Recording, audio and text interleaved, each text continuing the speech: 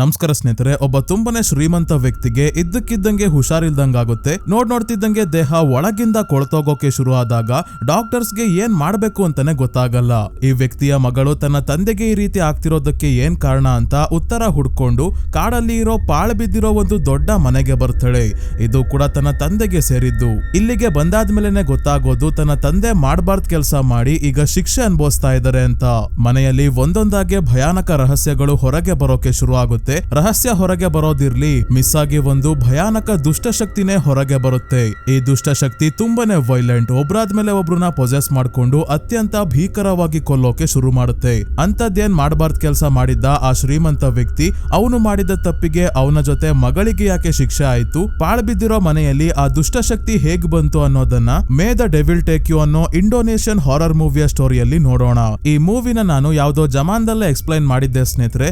ಆಗಿದ್ದ ನನ್ನ ಮಧುರವಾದ ವಾಯ್ಸ್ ಕೇಳಿ ನೀವು ಇನ್ನೂ ನನಗೆ ಸಪೋರ್ಟ್ ಮಾಡ್ತಿರೋದೇ ಹೆಚ್ಚು. ಅದಕ್ಕೆ ಮತ್ತೆ ನೀಟಾಗಿ ಈ ಮೂವಿಯನ್ನ ಎಕ್ಸ್ಪ್ಲೈನ್ ಮಾಡ್ತಾ ಇದ್ದೀನಿ. ಜೊತೆಗೆ ಈ ಮೂವಿಯ ಪಾರ್ಟ್ 2 ಕೂಡ ಇದೆ, ಅದನ್ನ ಎಕ್ಸ್ಪ್ಲೈನ್ ಮಾಡೇ ಇರ್ಲಿಲ್ಲ. ಪಾರ್ಟ್ 2 ಮಾಡೋಕ್ಕೂ ಮುಂಚೆ ಪಾರ್ಟ್ 1 ಕೂಡ ಮತ್ತೆ ಮಾಡೋಣ ಅಂತ ಈ ವಿಡಿಯೋ ಮಾಡಿದ್ದೀನಿ ಸ್ನೇಹಿತರೆ. ನಾನು ನೋಡಿದ ಮೊದಲ ಇಂಡೋನೇಷಿಯನ್ ಹಾರರ್ ಮೂವಿ ಇದು. ಈ ಮೂವಿ ನೋಡಿದ್ಮೇಲೆ ಇವತ್ತಿಗೂ ಒಂದಾದ್ಮೇಲೆ ಒಂದು ಇಂಡೋನೇಷಿಯನ್ ಹಾರರ್ ಮೂವೀಸ್ ನ ನೋಡ್ತಾನೆ ಇದ್ದೀನಿ. ಇವರಷ್ಟು ಭಯಾನಕವಾಗಿರೋ ಹಾರರ್ ಮೂವೀಸ್ ಬೇರೆ ಯಾವ ದೇಶದಲ್ಲೂ ಅಷ್ಟು ಮಾಡಲ್ಲ. ಅಕಸ್ಮಾತ್ ಕತೆ ಚೆನ್ನಾಗಿಲ್ಲ ಅಂದ್ರೂ ಭಯಾನಕವಾಗಂತೂ ಇರುತ್ತೆ. ಸೊ ವಿಡಿಯೋನ ಮಿಸ್ ಮಾಡದೆ ಕೊನೆವರೆಗೂ ನೋಡಿ ಸ್ನೇಹಿತರೆ. ಇದಾದ್ಮೇಲೆ ಪಾರ್ಟ್ 2 ವಿಡಿಯೋ ಕೂಡ ಆದಷ್ಟು ಬೇಗ ಅಪ್ಲೋಡ್ ಮಾಡ್ತೀನಿ. ಇನ್ನ ಚಾನಲ್ಗೆ ಜಾಯ್ನ್ ಆಗಿ ಮೆಂಬರ್ಸ್ ಆಗಿರೋ ಮಂಜು ಗೌಡ, ಮದನ್ ಕುಮಾರ್, ಪೂಜಾ ಗೌಡ, ಸುಪ್ರಿಯಾ ಬಾಬು, ಮಾಲು, ಸುರೇಶ್ SR, ಪೂರ್ವಿಕಾ ಪುಣ್ಯ, ವೆಂಕಿ, ನಿಖಿಲ್, ಚೈತ್ರಾ ವಂದನ ಮತ್ತೆ ಗುರುಗೌಡ ಎಲ್ಲರಿಗೂ ತುಂಬಾನೇ ಥ್ಯಾಂಕ್ಸ್. ಈ ಮೂವಿಯ ಸ್ಟಾರ್ಟಿಂಗ್ ಅಲ್ಲಿ ಕಾಡಿನ ಒಳಗಿರೋ ಒಂಟಿ ಮನೆ ಒಳಗೆ ಈ ಮನೆಯ ಓನರ್ ಲೆಸ್ಮಾನ ಒಬ್ನೇ ಕುತ್ಕೊಂಡು ತನ್ನ ಹೆಂಡತಿ ಮಗಳ ಫೋಟೋ ನೋಡ್ಬೇಕಾದ್ರೆ ಮನೆಗೆ ಒಬ್ಳು ಮಾಟಗಾತಿ ಬರ್ತಾಳೆ. ಮಾಟಗಾತಿ ಮನೆಯ ಬೇಸ್ಮೆಂಟ್ಗೆ ಬಂದು ರಂಗೋಲಿಯಿಂದ ಮಂಡಲ ಬಿಡಿಸಿ ಮಧ್ಯದಲ್ಲಿ ಮೇಕೆಯ ತಲೆಯನ್ನ ಇಟ್ಟು ಯಾವುದೋ ವಾಮಾಚಾರದ ಪ್ರಯೋಗ ಮಾಡೋಕೆ ಶುರು ಮಾಡ್ತಾಳೆ. ನಾನು ಕೇಳಿದ್ದೆಲ್ಲ ತಂದಿದ್ಯಾ ಅಂತ ಕೇಳಿದಾಗ ಲೆಸ್ಮಾನ ಸೂಟ್ ಕೇಸಲ್ಲಿ ಇರೋ ನೋಟಿನ ಕಂತೆ ಮತ್ತೆ ಕೂದಲುಗಳನ್ನ ಇವಳ ಹತ್ರ ತಗೊಂಡ್ ಬರ್ತಾನೆ. ಮಾಟಗಾತಿ ದುಡ್ಡನ್ನ ಇಸ್ಕೊಳಲ್ಲ, ಕೂದಲನ್ನ ಇಸ್ಕೊಂಡು ಪೇಪರ್ಗೆ ಸುತ್ತಿ ತನ್ನ ಬಾಯಿ ಒಳಗೆ ಹಾಕೋ ಅಂತಾಳೆ. ನಂತರ ತನ್ನ ಕೂದಲನ್ನ ಇವನ ಬಾಯಿ ಒಳಗೆ ಇಟ್ಟು ನುಂಗೋಕೆ ಹೇಳ್ತಾಳೆ. ಲೆಸ್ಮಾನ ತಂದಿರೋ ದುಡ್ಡನ್ನ ಸುಟ್ಟು ಹಾಕಿ ಇವನ ಅಂಗೈ ಮೇಲೆ ಚಾಕುವಿಂದ ಕಟ್ ಮಾಡಿದಾಗ ಲೆಸ್ಮಾನಾಗೆ ಕೋಪ ಬರುತ್ತೆ. ಇದೇನ್ ಮೂಢನಂಬಿಕೆ, ನಿಮ್ಮಂತವ್ರನ್ನ ನಂಬಿ ನಾನು ಇಲ್ಲಿಗೆ ಕರ್ಸದ್ನಲ್ಲ, ಏನ್ ತಗೊಂಡ್ ಹೊಡ್ಕೋಬೇಕು ಅಂತ ವಾಪಸ್ ಹೋಗ್ಬೇಕಾದ್ರೆ ಮಾಟಗಾತಿ ಮೇಕೆಯ ತಲೆಯನ್ನ ಕೈಯಲ್ಲಿ ಹಿಡ್ಕೊಂಡು ಗಾಳಿಯಲ್ಲಿ ತೇಲ್ತಾ ಇರೋದು ನೋಡ್ತಾನೆ. ಇದರಿಂದ ಇವನಿಗೆ ಇವಳ ಮೇಲೆ ನಂಬಿಕೆ ಬಂತು. ನಾನು ನಿನ್ನ ಸೇವಕ ಆಗಿರ್ತೀನಿ ಅಂತ ಹೇಳ್ತಿದ್ದಂಗೆ ನೋಟಿನ ಮಳೆನೆ ಸುರಿಯೋಕೆ ಶುರು ಆಯ್ತು. ಇವನ ಸೂಟ್ ಕೇಸ್ ತುಂಬಾ ಹಣನೇ ತುಂಬಿಕೊಂಡಿದೆ.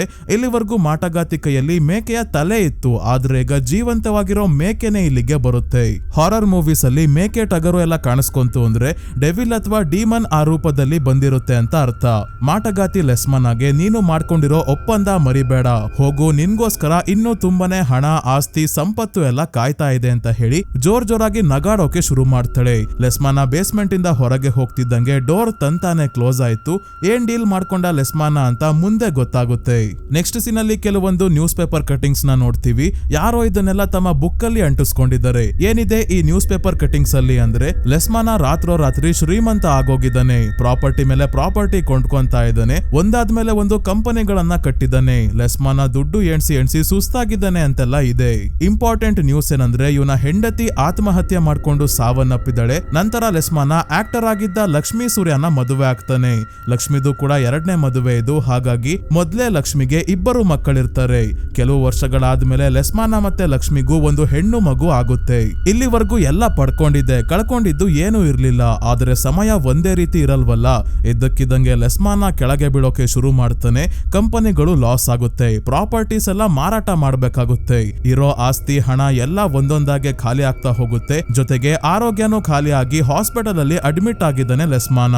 ಅದಕ್ಕೆ ಅವನನ್ನ ನೋಡ್ಕೊಂಡ್ ಬರೋಕೆ ಅಂತ ಲೆಸ್ಮಾನನ ಮೊದಲನೇ ಹೆಂಡತಿಯ ಮಗಳಾದ ಆಲ್ಫಿ ಹಾಸ್ಪಿಟಲ್ಗೆ ಹೊರಟಿದ್ದಾಳೆ. ಬಸ್ಸಲ್ಲಿ ಹೋಗ್ಬೇಕಾದ್ರೆ ಇವಳ ಕೈ ಮೇಲೆ ಯಾರೋ ಪರ್ಚಿರೋ ಗಾಯ ಆಗಿದೆ. ಇವಳ ಕೈ ಇರ್ಲಿ, ಇವಳ ಹಿಂದೆ ನಿಂತಿರೋ ಒಬ್ಬ ವ್ಯಕ್ತಿಯ ಕೈ ನೋಡಿ ಆಲ್ಫಿನ ಕೆಟ್ಟದಾಗಿ ಟಚ್ ಮಾಡ್ತಿರೋದ್ರಿಂದ ಇವಳು ಕೋಪದಲ್ಲಿ ಒಂದು ಕೆನ್ನೆಗ್ ಬಿಡ್ತಾಳೆ ಅನ್ಕೊಂಡೆ. ಆದ್ರೆ ಇಲ್ಲ, ಸುಮ್ನೆ ಬಂದು ಖಾಲಿ ಸೀಟಲ್ಲಿ ಕುತ್ಕೊಂತಾಳೆ. ಈಗ ಗೊತ್ತಾಗುತ್ತೆ ಯಾಕೆ ಹೊಡಿಲಿಲ್ಲ ಅಂತ. ಯಾಕಂದ್ರೆ ಆ ವ್ಯಕ್ತಿಯ ವಾಲೆಟ್ ನೇ ಹೊಡೆದಿದ್ದಾಳೆ. ವಾಲೆಟ್ ಅಲ್ಲಿ ಇರೋ ದುಡ್ಡನ್ನ ಮಾತ್ರ ತೆಕ್ಕೊಂಡು ವಾಲೆಟ್ ನ ಕೆಳಗೆ ಬಿಸಾಕಿ ಕುತ್ಕೊಂಡಿದ್ದಾಗ ಬಸ್ ಒಳಗೆ ಲೈಟ್ಸ್ ಎಲ್ಲ ಒಂದು ಒಂದು ಸೆಕೆಂಡ್ಗೆ ಫ್ಲಿಕರ್ ಆಗುತ್ತೆ ಅಷ್ಟೇ. ಈ ಗ್ಯಾಪ್ ಅಲ್ಲಿ ಏನೋ ಫ್ಲಾಶ್ ಆಗಿ ಹೋಗುತ್ತೆ. ಏನು ಅಂತ ಸುಮ್ನೆ ನೋಡಿದ್ರೆ ಕಾಣಿಸಲ್ಲ. ಪಾಸ್ ಮಾಡಿ ನೋಡಿದಾಗ ಯಾವ್ದೋ ಪ್ರೇತಾತ್ಮ ನಮಗೆ ಕಾಣಿಸುತ್ತೆ. ನೋಡೋಕೆ ಹೆಚ್ಚು ಕಡಿಮೆ ಮೂವಿಯ ಸ್ಟಾರ್ಟಿಂಗ್ ಅಲ್ಲಿ ಇದ್ದ ಮಾಟಗಾತಿ ತರಾನೇ ಕಾಣ್ತಿದ್ದಾಳೆ. ಆಲ್ಫಿ ಹಾಸ್ಪಿಟಲ್ಗೆ ಬಂದಾಗ ಲಿಫ್ಟ್ ಒಳಗೆ ಹೋಗಿ ಡೋರ್ ಕ್ಲೋಸ್ ಮಾಡ್ತಾಳೆ. ಈಗ್ಲೂ ಇವಳ ಹಿಂದೆ ಅದೇ ಮಾಟಗಾತಿಯ ಪ್ರೇತಾತ್ಮ ಕಾಣಿಸ್ಕೊಳ್ಳುತ್ತೆ. ಆಲ್ಫಿಗೂ ಯಾರೋ ಹಿಂದೆ ಇದ್ದಾರೆ ಅಂತ ಅನ್ನಿಸ್ತು, ಆದ್ರೆ ಹಿಂದಿರುಗಿ ನೋಡಿದ್ರೆ ಯಾರು ಇಲ್ಲ. ತನ್ನ ತಂದೆ ಇರೋ ವಾರ್ಡ್ ಹತ್ರ ಲಕ್ಷ್ಮಿಯ ಮಕ್ಕಳು ರುಬೆನ್ ಮತ್ತೆ ಮಾಯಾ ಇದ್ದಾರೆ. ಜೊತೆಗೆ ರುಬೆನ್ ನ ಗರ್ಲ್ ಫ್ರೆಂಡ್ ಲಿಲಿ ಕೂಡ ಇದ್ದಾಳೆ. 10 ವರ್ಷಗಳಿಂದ ಆಲ್ಫಿ ತನ್ನ ತಂದೆನ ನೋಡೇ ಇರ್ಲಿಲ್ಲ. ಲೆಸ್ಮಾನ 2ನೇ ಮದುವೆ ಅಂದ್ರೆ ಲಕ್ಷ್ಮಿ ಜೊತೆ ಮದುವೆ ಆದ್ಮೇಲೆ ಇವಳಿಗೆ ಲಕ್ಷ್ಮಿ, ರುಬೆನ್, ಮಾಯಾ ಯಾರನ್ನ ಕಂಡ್ರು ಆಗಲ್ಲ. ನರ್ಸ್ಗೆ ಆಲ್ಫಿ ತನ್ನ ತಂದೆಗೆ ಏನಾಗಿದೆ ಅಂತ ಕೇಳಿದಾಗ ನಮಿಗೂ ಗೊತ್ತಾಗ್ತಿಲ್ಲ, ಯಾವುದೋ ಚರ್ಮದ ರೋಗ ಇರೋ ಹಾಗಿದೆ, ದೇಹದ ಒಳಗಿರೋ ಅಂಗಗಳೆಲ್ಲ ಫೇಲ್ ಆಗ್ತಾ ಇದೆ, ಜೀವ ಇದೆ ಆದ್ರೆ ರೆಸ್ಪಾನ್ಸ್ ಮಾಡ್ತಿಲ್ಲ, ಕೋಮಾ ಅಲ್ಲಿ ಇದ್ದಾರೆ ಅನ್ಕೊಳ್ಳಿ ಅಂತ ಹೇಳಿ ಹೋಗ್ತಾರೆ ನರ್ಸ್. ಲೆಸ್ಮಾನನ್ ದೇಹದ ಮೇಲೆಲ್ಲ ಗಾಯ ಆಗಿ ವಾಸನೆ ಬರ್ತಾ ಇದೆ. ರುಬೆನ್ ನ ಗರ್ಲ್ ಫ್ರೆಂಡ್ ಲಿಲಿ ವಾಂತಿ ಮಾಡ್ಕೊಳ್ಳೋ ಅಷ್ಟ್ರಲ್ಲಿ ರುಬೆನ್ ಇವಳನ್ನ ಹೊರಗೆ ಕರ್ಕೊಂಡು ಹೋದ. ಮಾಯಾ ಹೇಳೋದೇನಂದ್ರೆ ದುಡ್ಡು ಪ್ರಾಪರ್ಟಿ ಎಲ್ಲ ಕಳ್ಕೊಂಡಾದ್ಮೇಲೆ ಲೆಸ್ಮಾನ ಕಾಡಲ್ಲಿ ಇರೋ ಒಂಟಿ ಮನೆಗೆ ಹೋಗಿ ಒಂಟಿಯಾಗಿ ಸಮಯ ಕಳೀತಾ ಇದ್ದಂತೆ. ಅದಕ್ಕೆ ಆ ಮನೆಯಲ್ಲಿ ಏನಾದ್ರೂ ಬೆಲೆ ಬಾಳೋ ವಸ್ತು ಇದ್ರೆ ಅದನ್ನ ತಗೊಂಡು ಆ ಪ್ರಾಪರ್ಟಿನ ಮಾರಿ ಹಣ ತಗೊಳ್ಳೋ ವಿಷಯ ಮಾಯಾ ಆಲ್ಫಿಗೆ ಹೇಳ್ತಿದ್ದಾಳೆ. ಯಾಕಂದ್ರೆ ಕಾಡಲ್ಲಿ ಇರೋ ಆ ಮನೆ ಆಲ್ಫಿಯ ಹೆಸರಲ್ಲೇ ಇರೋದು. ಆಲ್ಫಿ ನೀವು ಏನಾದ್ರೂ ಮಾಡ್ಕೊಳ್ಳಿ ಅಂತ ಹೇಳಿ ಮಾಯಾನ ಹೊರಗೆ ಕಳಿಸ್ತಾಳೆ. ಆಮೇಲೆ ಇವಳು ಪ್ರಜ್ಞೆ ಇಲ್ದಿರೋ ತನ್ನ ತಂದೆ ಹತ್ರ ಮಾತಾಡ್ಬೇಕಾದ್ರೆ ನಮ್ಗೆ ಗೊತ್ತಾಗುತ್ತೆ ಲೆಸ್ಮಾನ ತನ್ನ ಮೊದಲನೇ ಹೆಂಡತಿ ಅಂದ್ರೆ ಆಲ್ಫಿ ಅವ್ರ ಅಮ್ಮ ಸಾವನ್ನಪ್ಪಿದ ನಂತರ ಲಕ್ಷ್ಮಿನ ಮದುವೆ ಆಗಿರೋದಲ್ಲ, ಬದುಕಿದ್ದಾಗ್ಲೇ ಆಲ್ಫಿ ಮತ್ತೆ ಅವ್ರ ಅಮ್ಮನ್ನ ಬಿಟ್ಟು ಹೋಗಿ ಲಕ್ಷ್ಮಿನ ಮದುವೆ ಆಗಿರ್ತಾನೆ. ಅದಕ್ಕೆ ಆಲ್ಫಿಗೆ ಲೆಸ್ಮಾನ ಲಕ್ಷ್ಮಿಯ ಮಕ್ಕಳನ್ನ ಕಂಡ್ರೆ ಆಗಲ್ಲ. ಆಲ್ಫಿ ತನ್ನ ತಂದೆಗೆ ಬೈಬೇಕಾದ್ರೆ ಇದ್ದಕ್ಕಿದ್ದಂಗೆ ಎಲ್ಲಾ ಲೈಟ್ಸ್ ಆಫ್ ಆಯ್ತು. ಇವರಪ್ಪ ಎದ್ದು ಇವಳ ಕೈಯನ್ನ ಗಟ್ಟಿಯಾಗಿ ಹಿಡ್ಕೊಂತಾನೆ. ಪಕ್ಕದಲ್ಲೇ ಇರೋ ಬೆಡ್ ಇಂದ ವಿಚಿತ್ರವಾದ ಶಬ್ದ ಕೇಳಿಸ್ತಾ ಇದೆ. ಏನು ಅಂತ ನೋಡಿದಾಗ ಮತ್ತೆ ಆ ಮಾಟಗಾತಿಯ ಆತ್ಮ ಇವಳನ್ನ ಇಣುಕಿ ನೋಡಿ ಬೆಡ್ಗಳ ನಡುವೆ ಪರ್ದೆ ಇಟ್ಟಿರ್ತಾರಲ್ಲ ಅದನ್ನ ತಳ್ಕೊಂಡ್ ಬಂದು ತಕ್ಷಣ ಮಾಯ ಆಗೋಗ್ತಾಳೆ. ಹೇಗೋ ಹೋದ್ಲಪ್ಪ ಅಂತ ಸಮಾಧಾನ ಮಾಡ್ಕೊಂಡು ತನ್ನ ತಂದೆ ಕಡೆ ನೋಡಿದ್ರೆ ಆ ಮಾಟಗಾತಿಯ ಆತ್ಮ ಇಲ್ಲೇ ಇದ್ದಾಳೆ. ಇವಳು ಆಲ್ಫಿಗೆ ತುಂಬಾನೇ ಹೆದರಿಸ್ತಾಳೆ. ಹಿಂದೆನೆ ಲೈಟ್ಸ್ ಎಲ್ಲ ಆನ್ ಆಯ್ತು, ಎಲ್ಲ ನಾರ್ಮಲ್ ಆಯ್ತು ಅಂತ ಅನ್ಕೊಳ್ಳೋ ಅಷ್ಟ್ರಲ್ಲೇ ಲೆಸ್ಮಾನ ಎದ್ದು ಆಲ್ಫಿನ ಹಿಡ್ಕೊಂಡು ಕಿರ್ಚಾಡ್ತಿದ್ದಾನೆ. ಶಬ್ದ ಕೇಳಿಸ್ಕೊಂಡು ರುಬೆನ್, ಮಾಯಾ, ಲಿಲಿ ಎಲ್ಲ ಒಳಗೆ ಬಂದಾಗ ಆಲ್ಫಿ ತನ್ನ ತಂದೆಯನ್ನ ಜೋರಾಗಿ ತಳ್ತಾಳೆ. ಲೆಸ್ಮಾನ ಹೋಗಿ ರುಬೆನ್ ನ ಗರ್ಲ್ ಫ್ರೆಂಡ್ ನ ಹಿಡ್ಕೊಂಡು ಇವಳ ಮುಖದ ಮೇಲೆನೆ ರಕ್ತದ ವಾಂತಿ ಮಾಡಿ ಪ್ರಜ್ಞೆ ತಪ್ತಾನೆ. ಮೊದ್ಲು ವಾಸನೆಗೆನೆ ವಾಂತಿ ಬರೋ ಹಾಗಾಡ್ತಿದ್ಲು, ಈಗ ಮುಖದ ಮೇಲೆನೆ ಲೆಸ್ಮಾನ ವಾಂತಿ ಮಾಡಿರೋದ್ರಿಂದ ಲಿಲಿ ಡಿಪ್ರೆಷನ್ ಗೆ ಹೋಗ್ತಾಳೆ. ವಿಷಯ ಗೊತ್ತಾಗಿ ಲಕ್ಷ್ಮಿ ಬಂದು ಫಾರ್ಮಾಲಿಟಿಗೆ ಆಲ್ಫಿಗೆ ಧೈರ್ಯ ಕಳ್ಕೋಬೇಡ, ಏನೂ ಆಗಲ್ಲ, ಎಲ್ಲ ಸರಿ ಹೋಗುತ್ತೆ ಅಂತ ಹೇಳಿ ಹೋಗ್ತಾಳೆ. ಅಲ್ಲ ಫಾರ್ಮಾಲಿಟಿಗೆ ಅಲ್ಲ, ಕಾಡಲ್ಲಿ ಇರೋ ಮನೆ ಇವಳ ಹೆಸರಲ್ಲಿ ಇದೆಯಲ್ಲ ಅದಕ್ಕೆ. ಇಲ್ಲ ಅಂದಿದ್ರೆ ಬಂದು ನೀನ್ ಯಾರು ಅಂದಿರೋಳು ಲಕ್ಷ್ಮಿ. ಆಲ್ಫಿ ಹಾಸ್ಪಿಟಲ್ ಇಂದ ಮನೆಗೆ ಬಂದು ಮಲಗಿದ್ದಾಗ ತನ್ನ ತಾಯಿಯ ಬಗ್ಗೆ ಕನ್ಸು ಬೀಳುತ್ತೆ. ಆಲ್ಫಿ ಚಿಕ್ಕವಳಿದ್ದಾಗ ಅವರು ರೂಮ್ ಇಂದ ಹೊರಗೆ ಹೋಗ್ತಿದ್ದಂಗೆ ಜೋರಾಗಿ ಗಾಳಿ ಬೀಸಿದಾಗ ಹಾರೋದಂಗೆ ಹಾರೋಗಿ ಬಿಲ್ಡಿಂಗ್ ಮೇಲಿಂದ ಕೆಳಗೆ ಬಿದ್ದಿರ್ತಾರೆ. ಇನ್ನೇನು ಗಾಳಿಗಂತೂ ಹಾರೋಗಿರಲ್ಲ, ಅದೃಶ್ಯವಾಗಿರೋ ದುಷ್ಟಶಕ್ತಿ ಅವರನ್ನ ಜೋರಾಗಿ ತಳ್ಳಿರುತ್ತೆ. ಈ ದೃಶ್ಯವನ್ನ ಕನ್ಸಲ್ಲಿ ನೋಡಿ ಆಲ್ಫಿಗೆ ಎಚ್ಚರಿಕೆ ಆದಾಗ ಜೋರಾಗಿ ಮಳೆ ಬರ್ತಾ ಇದೆ, ಗಾಳಿ ಬೀಸ್ತಿದೆ. ಗಾಳಿಗೆ ಚಿಕ್ಕ ಹುಡುಗಿ ಆಗಿರೋ ಆಲ್ಫಿ ತನ್ನ ತಾಯಿಯ ಜೊತೆ ಕಾಡಿನಲ್ಲಿ ಇರೋ ಆ ಮನೆಯ ಮುಂದೆ ನಿಂತಿರೋ ಫೋಟೋ ಕೆಳಗೆ ಬಿದ್ದಿದೆ. ಈ ಫೋಟೋನ ಹಿಂದೆನೆ ಆ ಮನೆಯ ಕೀ ಕೂಡ ಇದೆ. ಆಲ್ಫಿ ಚಿಕ್ಕವಳಿದ್ದಾಗ ಕೆಲವು ವರ್ಷ ಅದೇ ಮನೆಯಲ್ಲಿ ಇದ್ಲು, ಹಾಗಾಗಿ ಆ ಮನೆಯಲ್ಲಿ ಇವಳ ಬಾಲ್ಯದ ನೆನಪುಗಳಿದೆ. ಲಕ್ಷ್ಮಿ ಮತ್ತೆ ಅವರ ಮಕ್ಕಳು ಆ ಮನೆಯಲ್ಲಿ ಇರೋ ವಸ್ತುಗಳನ್ನೆಲ್ಲ ಎತ್ಕೊಂಡು ಹೋಗೋಕ್ಕೂ ಮುಂಚೆ ಒಂದು ಸಲ ನೋಡ್ಕೊಂಡ್ ಬರೋಣ ಅಂತ ಮುಂದಿನ ದಿನಾನೇ ಬಸ್ ಹತ್ತಿ ಕಾಡಿಗೆ ಬರ್ತಾಳೆ, ಅಂದ್ರೆ ಕಾಡಲ್ಲಿ ಇರೋ ಮನೆಗೆ. ಮನೆ ಒಳಗೆ ಬರ್ತಿದ್ದಂಗೆ ಅವಳಿಗೆ ಪಿಯಾನೋ ಕಾಣಿಸುತ್ತೆ. ಇವಳು ಚಿಕ್ಕವಳಿದ್ದಾಗ ಇವರಮ್ಮ ಪಿಯಾನೋ ಹೇಳ್ಕೊಡ್ತಾ ಇದ್ರು. ಮನೆಯಲ್ಲಿರೋ ವಸ್ತುಗಳನ್ನ ನೋಡ್ತಾ ಹೋಗ್ಬೇಕಾದ್ರೆ ಫೈರ್ ಪ್ಲೇಸ್ ಅಲ್ಲಿ ಗೊಂಬೆಗಳನ್ನ ಮೂಳೆಗಳನ್ನ ಎಲ್ಲ ನೇತಾಕಿರೋದು ನಾವು ನೋಡ್ತೀವಿ. ಬೇಸ್ಮೆಂಟ್ ನ ಡೋರ್ ಲಾಕ್ ಮಾಡಿ ಡೋರ್ ಮೇಲೆ ಮಂತ್ರಗಳನ್ನ ಬರೆದು ಪೇಪರ್ ಅಂಟಿಸಿರೋದು ನೋಡಿದ್ರೆ ಪಕ್ಕಾ ಬೇಸ್ಮೆಂಟ್ ಅಲ್ಲಿ ಇರೋದು ಹೊರಗೆ ಬರಬಾರ್ದು ಅಂತ ದಿಗ್ಬಂಧನ ಮಾಡಿರೋದು. ಇಲ್ಲಿಂದ ತಾನು ಚಿಕ್ಕವಳಿದ್ದಾಗ ಇದ್ದ ರೂಮ್ಗೆ ಬಂದು ಕನ್ನಡಿ ಮುಂದೆ ನಿಂತಿದ್ದಾಗ ಇವಳ ಹಿಂದೆ ಯಾರೋ ಹುಡುಗಿ ನಿಂತಿರೋದು ನೋಡ್ತಾಳೆ. ಆ ಹುಡುಗಿ ತಕ್ಷಣ ಕೆಳಗೆ ಇಳಿದು ಓಡ್ತಾಳೆ. ಹಿಂದೆನೆ ಆಲ್ಫಿ ಕೂಡ ಕೆಳಗೆ ಇಳಿದು ಬಂದಾಗ ಲಕ್ಷ್ಮಿ ಮತ್ತೆ ಅವಳ ಮಕ್ಕಳು ಇಲ್ಲಿಗೆ ಬಂದಿದ್ದಾರೆ. ಲಕ್ಷ್ಮಿ ಮತ್ತೆ ಲೆಸ್ಮಾನನ ಮಗಳು ನಾರಾನೇ ಆ ಚಿಕ್ಕ ಹುಡುಗಿ. ಆಲ್ಫಿ ಬಚ್ಚಿಡ್ಕೊಂಡು ಇವರು ಏನ್ ಮಾತಾಡ್ತಿದ್ದಾರೆ ಅಂತ ಕೇಳಿಸ್ಕೋಬೇಕಾದ್ರೆ ಮನೆಯಲ್ಲಿ ಏನು ಬೆಲೆ ಬಾಳುವಂತದ್ದು ಸಿಗ್ಲಿಲ್ಲ ಅಂದ್ರೆ ಇವತ್ ರಾತ್ರಿನೇ ಇಲ್ಲಿಂದ ಹೋಗೋಣ, ಆಮೇಲೆ ಈ ಮನೆಯನ್ನ ಕೂಡ ಆದಷ್ಟು ಬೇಗ ಸೇಲ್ ಮಾಡ್ಬೇಕು, ಲೆಸ್ಮಾನ ತರ ಈ ಮನೆ ಕೂಡ ಒಳಗಿಂದ ಕೊಳ್ತೋಗ್ತಾ ಇದೆ ಅಂತ ಲಕ್ಷ್ಮಿ ಹೇಳಿದಾಗ ಮನೆ ಮಾರೋಕೆ ಆಲ್ಫಿಯ ಸೈನ್ ಬೇಡವಾ, ಅವಳ ಹೆಸರಲ್ಲೇ ಈ ಮನೆ ಇರೋದು ಅಂತ ಹೇಳ್ತಿದ್ದಾನೆ ರುಬೆನ್. ಈಗ ಆಲ್ಫಿ ಇವರ ಮುಂದೆ ಬಂದ್ಲು, ಎಲ್ಲರೂ ಮಾತುಕತೆಗೆ ಕುತ್ಕೊಂತಾರೆ. ಲಕ್ಷ್ಮಿ ಹೇಳ್ತಿದ್ದಾಳೆ ಲೆಸ್ಮಾನ ಹಾಸ್ಪಿಟಲ್ ಅಲ್ಲಿ ಇರೋದ್ರಿಂದ ಬಿಲ್ ಕಟ್ಟೋಕೆ ದುಡ್ಡು ಇಲ್ದಂಗ್ ಆಗಿದೆ, ಅದಕ್ಕೆ ಈ ಮನೆಯನ್ನ ಸೇಲ್ ಮಾಡಿದ್ರೆ ಸಹಾಯ ಆಗುತ್ತೆ ಅಂತ. ಆದ್ರೆ ಆಲ್ಫಿ, ನಮ್ಮಮ್ಮ ನಿಮ್ ತರ ಇರ್ಲಿಲ್ಲ. ಲೆಸ್ಮಾನ ಹತ್ರ ದುಡ್ಡಿಲ್ದೆ ಇದ್ದಾಗ್ಲೂ ಜೊತೆಯಲ್ಲೇ ಇದ್ರು. ಆದ್ರೆ ಅವರೇ ದುಡ್ಡು ಬರ್ತಿದ್ದಂಗೆ ನಿಮ್ ಜೊತೆ ಮದುವೆ ಆಗಿದ್ದು. ಈಗ ನೋಡಿ ಅವರ ಬಗ್ಗೆ ನಿಮ್ಗೆ ಚಿಂತೆನೆ ಇಲ್ಲ. ಬದುಕಿದ್ದಾಗ್ಲೇ ಅವರ ಆಸ್ತಿಯನ್ನ ಮಾರಿ ದುಡ್ಡು ಹೊಡ್ಕೊಳ್ಳೋಕೆ ನೋಡ್ತಾ ಇದ್ದೀರಾ ಅಂದಾಗ ಕೋಪಗೊಂಡ ಲಕ್ಷ್ಮಿ ಆಲ್ಫಿಯ ಕೆನ್ನೆಗೆ ಹೊಡಿತಾಳೆ.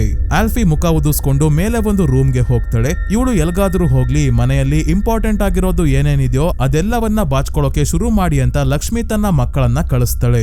ರುಬೆನ್ ಮೊದ್ಲು ಹೋಗಿ ಆಲ್ಫಿಗೆ ಸ್ಯಾಂಡ್ವಿಚ್ ಕೊಟ್ಟು ಬರ್ತಾನೆ. ಆಮೇಲೆ ಮಾಯಾ ಇವನಿಗೆ ಬೇಸ್ಮೆಂಟ್ ನ ಡೋರ್ ತೆಗೆಯೋ ಕೆಲಸ ಕೊಡ್ತಾಳೆ.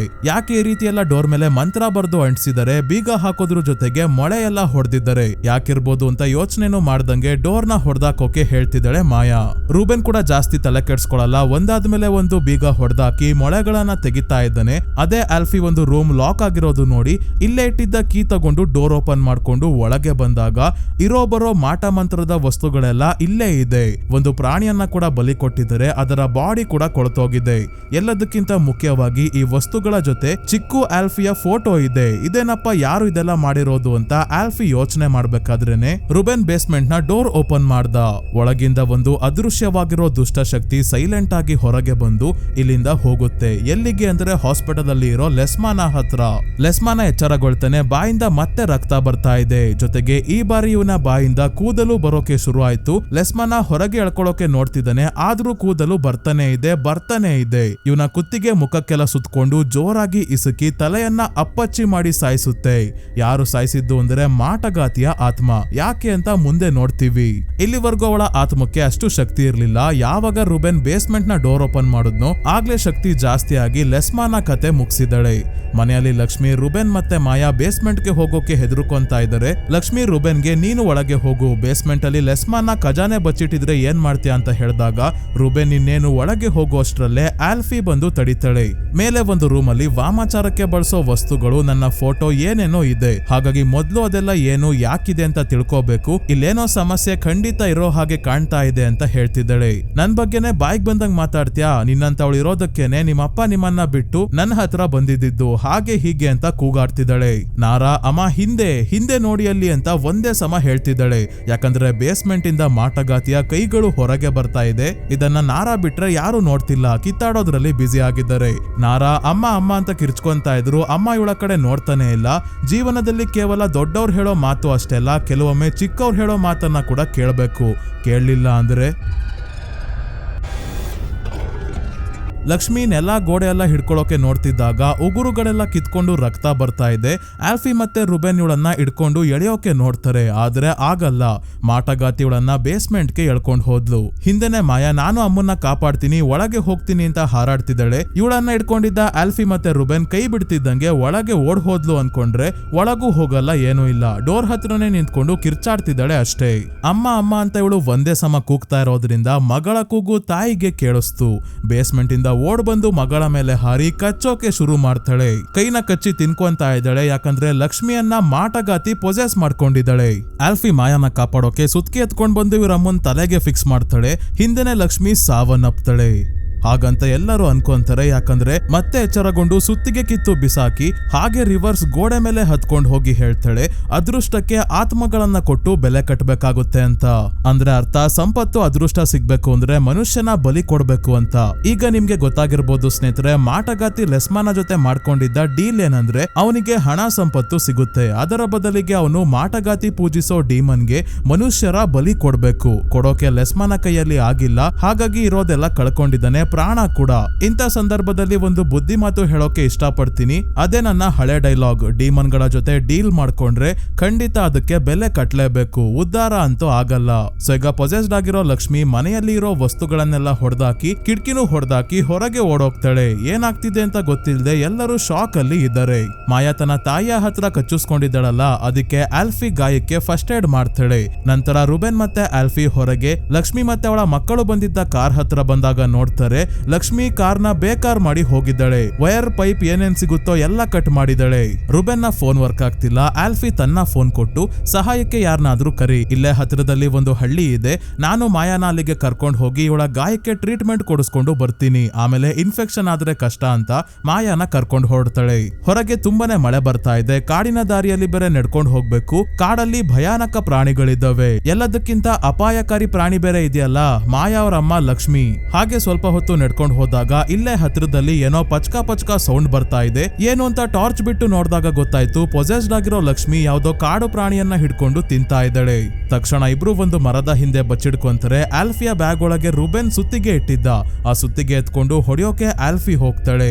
ಆದ್ರೆ ಇಲ್ಲಿ ಲಕ್ಷ್ಮಿ ಎಲ್ಲೂ ಕಾಣ್ತಾನೆ ಇಲ್ಲ. ಇದರ ನಡುವೆ ಮಾಯಾ ಬ್ಯಾಗ್ ಅಲ್ಲಿ ಇದ್ದ ಆಲ್ಫಿಯ ಬುಕ್ ತೆಕ್ಕೊಂಡು ನೋಡಿದಾಗ ಕೋಪಗೊಂಡು ಇದೆಲ್ಲ ಏನು ಅಂತ ಆಲ್ಫಿಗೆ ತೋರಿಸ್ತಾಳೆ. ಏನಿದೆ ಬುಕ್ ಅಲ್ಲಿ ಅಂದ್ರೆ, ನಾವು ಮೂವಿಯ ಸ್ಟಾರ್ಟಿಂಗ್ ಅಲ್ಲಿ ನ್ಯೂಸ್ ಪೇಪರ್ ಕಟಿಂಗ್ಸ್ ನ ನೋಡಿದ್ವಲ್ಲ, ಯಾರೋ ಇದನ್ನೆಲ್ಲ ಬುಕ್ ಅಲ್ಲಿ ಪೇಸ್ಟ್ ಮಾಡಿದ್ದಾರೆ ಅಂತ ಹೇಳಿದ್ದೆ. ಅದು ಬೇರೆ ಯಾರು ಅಲ್ಲ, ಆಲ್ಫಿ. ಮೊದ್ಲೇ ಹೇಳ್ದಂಗೆ ಆಲ್ಫಿಗೆ ಲಕ್ಷ್ಮಿ ಲೆಸ್ಮಾನನ ಮದುವೆ ಆಗಿರೋದಕ್ಕೆ ಕೋಪ ಇತ್ತು. ಕೋಪದಲ್ಲಿ ಮಾಯಾ, ರುಬೆನ್, ಲಕ್ಷ್ಮಿ, ನಾರಾ ಎಲ್ಲರೂ ಇರೋ ಫೋಟೋಸ್ ಅಲ್ಲಿ ಇವರ ಕಣ್ಣುಗಳನ್ನ ಸ್ಕ್ರಾಚ್ ಮಾಡಿದ್ದಾಳೆ. ಇದನ್ನ ತಪ್ಪಾಗಿ ಅರ್ಥ ಮಾಡ್ಕೊಂಡ ಮಾಯಾ ಇವರೆಲ್ಲರನ್ನ ಮುಗ್ಸೋ ಪ್ಲಾನ್ ಮಾಡ್ಕೊಂಡೆ ಆಲ್ಫಿಲಿಗೆ ಬಂದಿದ್ದಾಳೆ ಅನ್ಕೊಂಡು ಹೆದರುಕೊಂಡು ಓಡ್ತಾಳೆ. ಆಲ್ಫಿ ನನ್ನನ್ನ ತಪ್ಪಾಗಿ ಅರ್ಥ ಮಾಡ್ಕೊಂಡಿದ್ಯಾ, ಇಲ್ಲಿರೋದು ಸೇಫ್ ಅಲ್ಲ, ನಾನು ಹೇಳೋದ್ ಕೇಳು ಅಂದ್ರು ಮಾಯಾ ಕೇಳಲ್ಲ.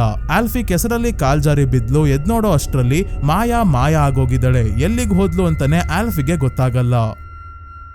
ಮನೆಯಲ್ಲಿ ರುಬೆನ್ ತನ್ನ ಗರ್ಲ್ ಫ್ರೆಂಡ್ ಲಿಲಿಗೆ ಫೋನ್ ಮಾಡಿ ಬರೋಕೆ ಹೇಳ್ತಿದ್ದಾನೆ. ಆದ್ರೆ ಅವಳು ಇವನು ಮಾತಾಡೋದನ್ನೇ ಕೇಳಿಸ್ಕೊಂತಿಲ್ಲ. ನನ್ ಜೊತೆ ಇರ್ತೀನಿ ಅಂತ ಹೇಳಿ ಎಲ್ಲಿಗೆ ಹೋಗಿದ್ಯಾ, ನಿಮ್ಮಪ್ಪ ನನ್ ಮೇಲೆ ವಾಂತಿ ಮಾಡಿದ್ದು ನೆನ್ಪಿಲ್ವಾ ನಿನಗೆ, ಹಾಗೆ ಹೀಗೆ ಅಂತ ಒಂದೇ ಸಮ ಕಿರ್ಚಾಡ್ತಿದ್ದಾಳೆ. ಆಮೇಲೆ ಎಲ್ಲದರ ಬಗ್ಗೆ ಮಾತಾಡೋಣ, ಮೊದ್ಲು ಕಾರ್ ಎತ್ಕೊಂಡು ಬಾ, ಲೊಕೇಶನ್ ಕಳಿಸ್ತೀನಿ ಅಂತ. ಲೊಕೇಶನ್ ಕಳಿಸ್ಬೇಕಾದ್ರೆ ಫೋನ್ ಸ್ವಿಚ್ ಆಫ್ ಆಯ್ತು. ಲೊಕೇಶನ್ ಹೋಯ್ತೋ ಇಲ್ವೋ ಅಂತಾನು ಇವನಿಗೆ ಗೊತ್ತಾಗ್ಲಿಲ್ಲ. ಹೆದರ್ಕೊಂಡಿರೋ ನಾರಾನ ರುಬೆನ್ ಸಮಾಧಾನ ಮಾಡ್ಬೇಕಾದ್ರೆ ಇವಳ ಕೈ ಬೆರಳುಗಳೆಲ್ಲ ಕೆಂಪುಗಾಗಿದೆ. ಯಾಕೆ ಅಂತ ರುಬೆನ್ ಯೋಚನೆ ಮಾಡ್ಬೇಕಾದ್ರೆ ಆಲ್ಫಿ ವಾಪಸ್ ಬಂದ್ಲು. ನಡೆದ ಎಲ್ಲಾ ವಿಷಯ ಹೇಳಿದಾಗ ಇವನು ಕೂಡ ಆಲ್ಫಿಯ ಬುಕ್ ಅನ್ನ ನೋಡಿ ನೀನು ಈ ರೀತಿ ಅಂತ ನಾನು ಅನ್ಕೊಂಡಿರ್ಲಿಲ್ಲ ಅಂತ ಬೇಜಾರ್ ಮಾಡ್ಕೊಂಡಾಗ, ಆಲ್ಫಿ ನಾನು ಒಂಟಿಯಾಗಿ ಇದ್ದೆ, ನನಗೆ ಈ ಬುಕ್ಗೆ ಸಮಾಧಾನ ಮಾಡ್ತಾ ಇದ್ದಿದ್ದು, ನಾನು ಯಾವುದೇ ದುರುದ್ದೇಶದಿಂದ ಈ ರೀತಿ ಮಾಡಿಲ್ಲ, ನನ್ನ ಕೋಪ ಕಡಿಮೆ ಮಾಡ್ಕೊಳ್ಳೋಕೋಸ್ಕರ ಈ ಫೋಟೋಸ್ ಎಲ್ಲ ಸ್ಕ್ರಾಚ್ ಮಾಡಿದ್ದೀನಿ ಅಷ್ಟೇ ಅಂದಾಗ ರುಬೆನ್ ಅರ್ಥ ಮಾಡ್ಕೊಂತಾನೆ. ಮಾಯಾನ ಈಗ್ಲೇ ಹೋಗಿ ಹುಡ್ಕೋಕಾಗಲ್ಲ, ಬೆಳಗ್ಗೆ ಹೋಗಿ ಹುಡ್ಕೋಣ, ಸದ್ಯಕ್ಕೆ ಆ ಒಂದು ರೂಮ್ ಅಲ್ಲಿ ವಾಮಾಚಾರಕ್ಕೆ ಸಂಬಂಧಿಸಿದ ವಸ್ತುಗಳೆಲ್ಲ ಇದೆಯಲ್ಲ ಅಲ್ಲಿಗೆ ಇಬ್ರು ಬರ್ತಾರೆ. ಇಲ್ಲಿ ಒಂದು ನೋಟ್ ಬುಕ್ ಇದೆ. ಇದರಲ್ಲಿ ಲೆಸ್ಮಾನ ಮಾಟಗಾತಿಯನ್ನ ಡ್ರಾ ಮಾಡಿದ್ದಾನೆ. ಅವಳ ಭಯಾನಕ ರೂಪವನ್ನ ಕೂಡ, ಅಂದ್ರೆ ಮಾಟಗಾತಿಯ ಆತ್ಮ ಅವನಿಗೂ ಕಾಣಿಸ್ಕೊಂತಾ ಇತ್ತು.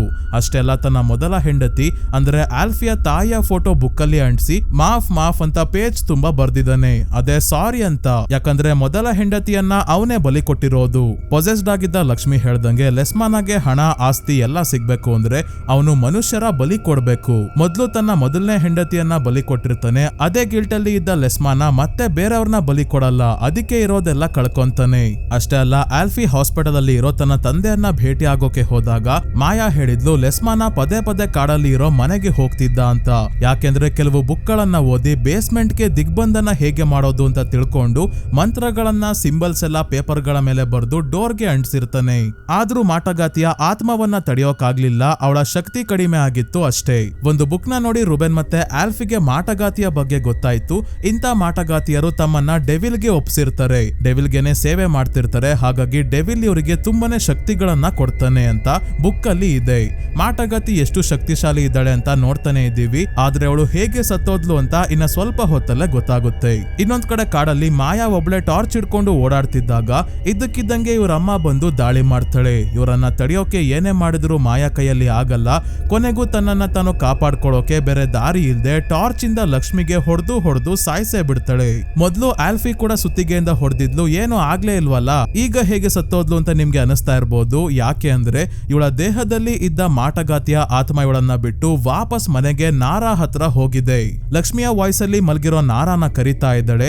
ಆದ್ರೆ ನಾರಾ ಎದ್ದು ಬರೋದೇ ಇಲ್ಲ. ಅದಕ್ಕೆ ಜೋರಾಗಿ ಕಿರ್ಚ್ಕೊಂಡಾಗ ನಾರಾಗೆ ಎಚ್ಚರಿಕೆ ಆಯ್ತು. ಕಬೋರ್ಡ್ ಸ್ವಲ್ಪ ಓಪನ್ ಆಗಿದೆ, ಒಳಗಿಂದನೇ ಶಬ್ದ ಬರ್ತಿದೆ. ನಾರಾ ಡೋರ್ ನ ಸ್ವಲ್ಪ ಓಪನ್ ಮಾಡಿ ನೋಡಿದಾಗ ಒಳಗೆ ಯಾರ್ದೋ ಮುಖ ಕಾಣಿಸ್ಕೊಂತು. ಬಂತು. ಹೆದರುಕೊಂಡಿದ್ರು ಕೂಡ ಪೂರ್ತಿ ಡೋರ್ನ ತೆಗೆದು ನೋಡ್ತಾಳೆ. ಇಲ್ಲಿ ಆಲ್ಫಿ ಅವ್ರ ಅಮ್ಮನ್ ಫೋಟೋ ಇದೆ ಅಷ್ಟೇ. ವಾಪಸ್ ಬಂದು ಬೆಡ್ ಮೇಲೆ ಮಲ್ಕೊಂಡಾಗ ಹಿಂದೆಯಿಂದ ಮಾಟಗಾತಿಯ ಆತ್ಮ ಬರೋದು ನಾವು ನೋಡ್ತೀವಿ. ಬೆಡ್ ಕೆಳಗೆ ಹೋಗಿ ಬೆಡ್ ನ ಶೇಕ್ ಮಾಡೋಕೆ ಶುರು ಮಾಡ್ತಾಳೆ. ನಾರಾ ಬೆಡ್ ನ ಕೆಳಗೆ ಏನಿದೆ ಅಂತ ನೋಡಿದಾಗ ಅಲ್ಲಿ ಯಾರು ಇಲ್ಲ. ವಾಪಸ್ ಮೇಲೆ ಎದ್ದಾಗ ಇವಳ ಹಿಂದೆನೆ ಇರೋ ಮಾಟಗಾತಿ ನಾರಾನ ಹಿಡ್ಕೊಂಡು ಬೆಡ್ ಕೆಳಗೆ ಎಳ್ಕೊಂಡು ಹೋಗ್ತಾ ಇದ್ದಾಳೆ. ತಕ್ಷಣ ಆಲ್ಫಿ ಮತ್ತೆ ರುಬೆನ್ ನಾರಾನ ಕಾಪಾಡೋಕೆ ಬರ್ತಾರೆ. ಮಾಟಗಾತಿಯ ಕೈ ಹಿಡ್ಕೊಂಡು ಎಳೆದ್ರೆ ಅವಳ ಭಯಾನಕ ಮುಖ ತೋರಿಸಿ ಹೆದರಿಸ್ತಾ ಇದ್ದಾಳೆ. ಅದಕ್ಕೆ ರುಬೆನ್ ಹಿಂದೆಯಿಂದ ಕಾಲಿಡ್ಕೊಂಡು ಎಳೆಯೋಕೆ ನೋಡಿದಾಗ ಮುಖ ಇಲ್ಲಿಂದನೂ ಬಂತು.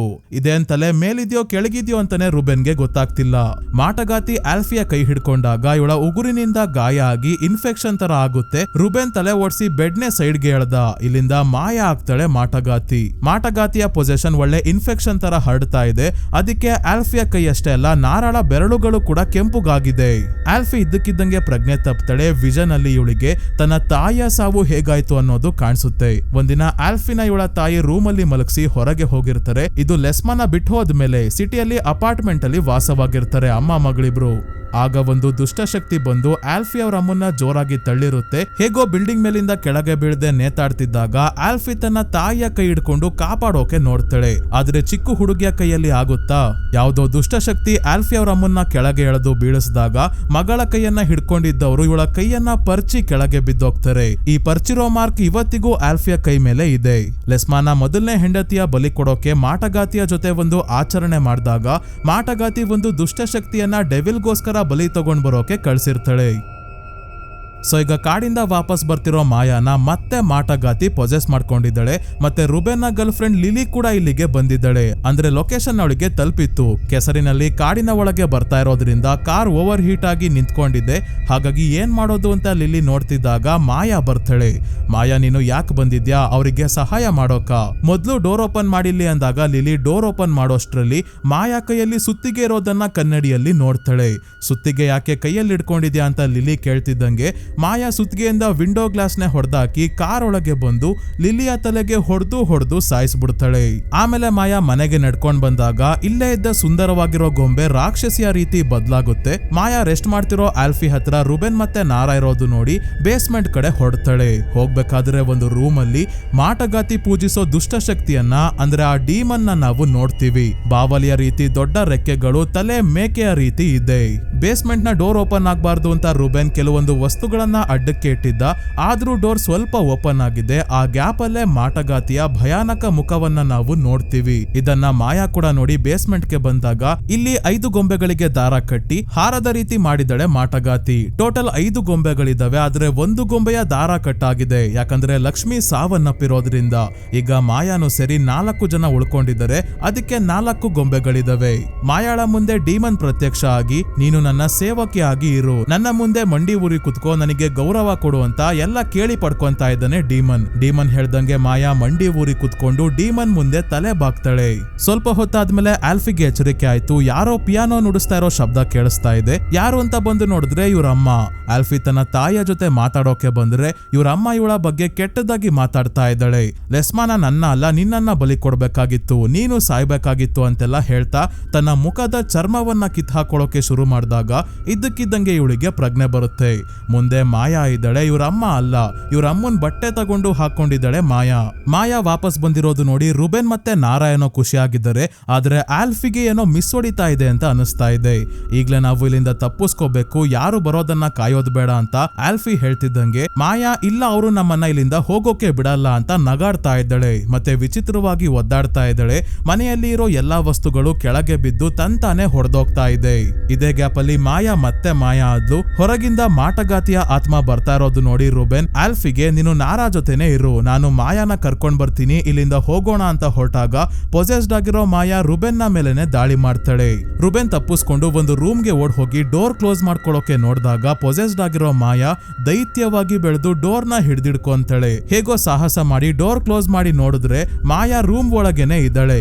ಮಾಯಾ ಕೈಯಲ್ಲಿ ಗೊಂಬೆಗಳ ಹಾರ ಇಡ್ಕೊಂಡು ಹೇಳ್ತಾಳೆ, ಅವರಿಗೆ ಲೆಸ್ಮಾನನ ಮಕ್ಕಳು ನಾರಾ ಮತ್ತೆ ಆಲ್ಫಿಯಾ ಬಲಿಬೇಕಂತೆ, ನಾವು ಕೂಡ ಅವರ ಸೇವಕ ಸಕ್ಕರಾಗಿ ಖುಷಿಯಾಗಿ ಇರ್ಬೋದು. ಮೊದಲು ಆಲ್ಫಿ ಮತ್ತೆ ನಾರಾ ಇಬ್ಬರನ್ನ ಅವರಿಗೆ ಒಪ್ಸೋಣ. ನಮ್ಮಿಬ್ಬರ ತಾಯಿಯನ್ನ ಕೂಡ ನಾನು ಸಾಯಿಸಿದೀನಿ, ಅವರ ಆತ್ಮ ಕೂಡ ಪಾದದ ಕೆಳಗೆ ಇದೆ ನೋಡು ಅಂತ ಇಲ್ಲೇರೋ ಡೀಮನ್ ನ ತೋರಿಸ್ತಾಳೆ. ಮತ್ತೆ ಇವನಿಗೆ ಕಿಸ್ ಮಾಡೋಕೆ ನೋಡಿದಾಗ ಗಾಬರಿಯಾದ ರುಬೆನ್ ಮಾಯಾನ ಜೋರಾಗಿ ದೂರ ತಳ್ತಾನೆ. ಕೋಪದಲ್ಲಿ ಮಾಯಾ ರುಬೆನ್ ನ ಸೂಚಿಸೋ ಒಂದು ಗೊಂಬೆಯನ್ನ ಎತ್ಕೊಂಡು ಅದರ ಕೈಯನ್ನ ಟ್ವಿಸ್ಟ್ ಮಾಡ್ತಾಳೆ. ಇದರಿಂದ ರುಬೆನ್ ನ ಕೈ ಕೂಡ ಟ್ವಿಸ್ಟ್ ಆಗಿ ಮುರಿದೋಯ್ತು.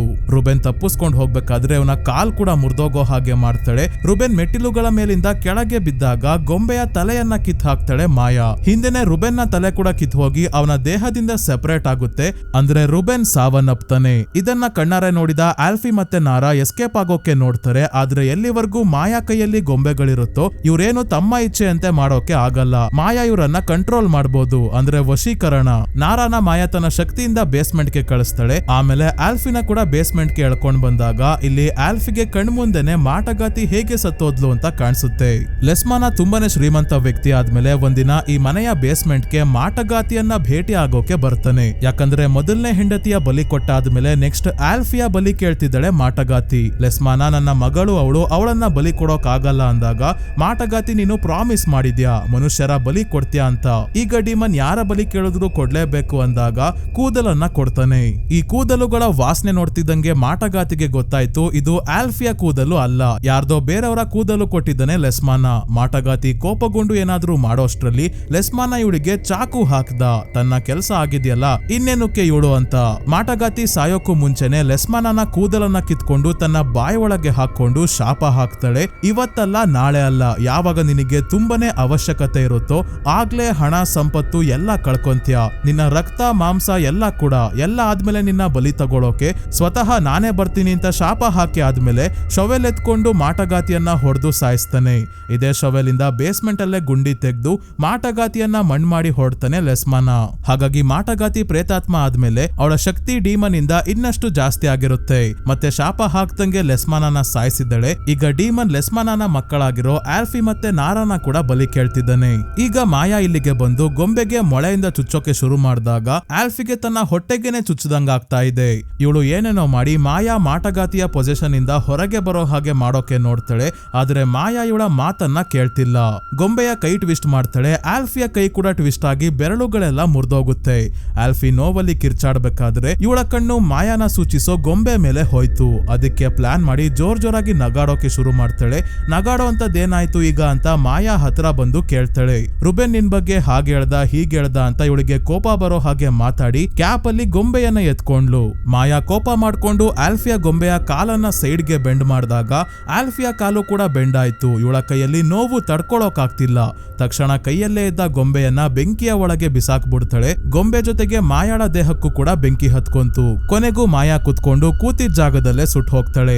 ಆಲ್ಫಿ ಕುಂಟ್ಕೊಂಡು ನಾರಾ ಹತ್ರ ಬಂದು ಇನ್ನೇನು ಇವಳನ್ನ ಕರ್ಕೊಂಡು ಹೋಗ್ಬೇಕು ಅನ್ನೋ ಅಷ್ಟರಲ್ಲಿ ಮಾಟಗಾತಿಯ ಆತ್ಮ ಬೇಸ್ಮೆಂಟ್ ನ ಡೋರ್ ಕ್ಲೋಸ್ ಮಾಡಿದಾಗ ಆಲ್ಫಿಗೆ ಫ್ಲಾಶ್ ಆಯ್ತು. ಮಾಟಗಾತಿಯ ಬಾಡಿ ಇಲ್ಲೇ ಬೇಸ್ಮೆಂಟ್ ಅಲ್ಲೇ ಇದೆ. ಅವಳು ಲೆಸ್ಮಾನನ ಕೂದಲನ್ನ ನುಂಗಿ ಶಾಪ ಹಾಕಿದ್ಲು. ಈಗ ಅವಳ ಶಾಪನೇ ಅವಳನ್ನ ಈ ಜಾಗದಲ್ಲಿ ಹಿಡ್ಕೊಂಡಿದ್ದೆ. ಆ ಕೂದಲನ್ನ ಹೊರಗೆ ತೆಗೆದ್ರೆ ಶಾಪ ಎಂಡ್ ಆಗುತ್ತೆ ಅಂತ ಆಲ್ಫಿ ಗುಂಡಿ ತೆಗೆದು ಮಾಟಗಾತಿಯ ಕೊಳತೋಗಿರೋ ಬಾಡಿ ಸಿಕ್ಕಿದಾಗ ಚಾಕುಯಿಂದ ದೇಹ ತೂತ ಮಾಡಿ ಒಳಗೆಲ್ಲ ಕೈ ಹಾಕಿ ಕೂದಲನ್ನ ಹುಡುಕ್ತಾ ಇದ್ದಾಳೆ. ಕೊನೆಗೂ ಕೂದಲು ಸಿಕ್ತು. ಅದನ್ನ ಕೂಡ ಸುಟ್ಟು ಹಾಕಿದಾಗ ಶಾಪ ಎಂಡ್ ಆಗುತ್ತೆ. ಮಾಟಗಾತಿ ಸುಮ್ನೆ ಇಲ್ಲಿಂದ ಹೋಗಲ್ಲ. ಹೋಗೋಕ್ಕೂ ಮುಂಚೆ ಕೊನೆ ಬಾರಿ ಆಲ್ಫಿನ ಕೊಲ್ಲೋಕೆ ಟ್ರೈ ಮಾಡೋಣ ಅಂತ ಹಿಂದೆಯಿಂದ ಆಲ್ಫಿನ ಹಿಡ್ಕೊಂಡು ಗುಂಡಿ ಒಳಗೆ ಎಳ್ಕೊಂಡು ಹೋಗ್ತಾಳೆ. ಆಲ್ಫಿ ಪ್ರಜ್ಞೆ ತಪ್ಪುದ್ಲು. ಎಚ್ಚರಿಕೆ ಆದಾಗ ಮಾಟಗಾತಿ ತನ್ನ ಕೂದಲುಗಳಿಂದ ಇವಳನ್ನ ಬಂಧಿಸಿ ಇಟ್ಟಿದ್ದಾಳೆ. ಹೇಗೋ ಚಾಕು ಇಲ್ಲೇ ಬಿದ್ದಿತ್ತು, ಅದರಿಂದಾನೇ ಜಡೆ ಎಲ್ಲ ಕಟ್ ಮಾಡಿ ಗುಂಡಿಯಿಂದ ಮೇಲೆ ಹತ್ತೋಕು ಆಗದೆ ಇಲ್ಲೇ ಬಿದ್ದಿದ್ದಾಗ ಇವ್ರಮ್ಮ ಬಂದು ಇವಳಿಗೆ ಮೇಲೆ ಹತ್ ಬರೋಕೆ ಸಹಾಯ ಮಾಡೋ ಹಾಗೆ ಆಲ್ಫಿಗೆ ಕಾಣಿಸುತ್ತೆ. ಆದ್ರೆ ಸಹಾಯ ಮಾಡಿದ್ದು ನಾರಾ. ಕೊನೆಗೂ ನಾರಾ ಮತ್ತೆ ಆಲ್ಫಿ ಈ ಮನೆಯಿಂದ ಹೊರಡ್ತಾರೆ. ಇದಾದ್ಮೇಲೆ ಆಲ್ಫಿ ನಾರಾನ ತನ್ನ ಜೊತೆನೆ ಇಡ್ಕೊಂತಾಳೆ. 2 ವರ್ಷಗಳಾದ್ಮೇಲೆ ಮತ್ತೆ ಒಂದೊಂದಾಗಿ ಭಯಾನಕ ಘಟನೆಗಳು ನಡೆಯೋಕೆ ಶುರು ಆಗುತ್ತೆ. ಮತ್ತೊಂದು ದುಷ್ಟಶಕ್ತಿಯ ಕೈಗೆ ತಗ್ಲಾಕೊಳ್ಳೋ ಅಂತ ಪರಿಸ್ಥಿತಿ ಬರುತ್ತೆ. ಮುಂದೆ ಏನಾಗುತ್ತೆ ಅಂತ may the devil take you part 2 ಅಲ್ಲಿ ನೋಡೋಣ ಸ್ನೇಹಿತರೆ. ಪಾರ್ಟ್ 2 ನೋಡೋಕೆ ಯಾರೆಲ್ಲ ವೇಟ್ ಮಾಡ್ತಾ ಇದ್ದೀರಾ ಅಂತ ಕಮೆಂಟ್ಸ್ ಅಲ್ಲಿ ಮಿಸ್ ಮಾಡದೆ ಹೇಳಿ ಸ್ನೇಹಿತರೆ. ನನಗೂ ಜಾಸ್ತಿ ಜನಕ್ಕೆ ಇಂಟ್ರೆಸ್ಟ್ ಇದೆ ಅಂತ ಗೊತ್ತಾದ್ರೆ ವಿಡಿಯೋ ಬೇಗ ಮಾಡೋಕೆ ಮೋಟಿವೇಶನ್ ಸಿಗುತ್ತೆ. ಸೊ ಸ್ನೇಹಿತರೆ, ಈ ವಿಡಿಯೋ ನಿಮ್ಗೆ ಹೇಗನ್ನಿಸ್ತು ಅಂತ ಕೂಡ ಕಮೆಂಟ್ಸ್ ಅಲ್ಲಿ ಹೇಳಿ. ವಿಡಿಯೋ ಇಷ್ಟ ಆಗಿದ್ರೆ ಲೈಕ್ ಮಾಡಿ, ಚಾನಲ್ಗೆ ಸಬ್ಸ್ಕ್ರೈಬ್ ಆಗೋದ್ರ ಜೊತೆಗೆ ಹೈಪ್ ಕೂಡ ಮಾಡಿ ಸ್ನೇಹಿತರೆ. ಇದೇ ರೀತಿಯ ವಿಡಿಯೋವಿನೊಂದಿಗೆ ಮತ್ತೆ ನಿಮ್ಮನ್ನ ಭೇಟಿ ಆಗ್ತೀನಿ. ಧನ್ಯವಾದಗಳು.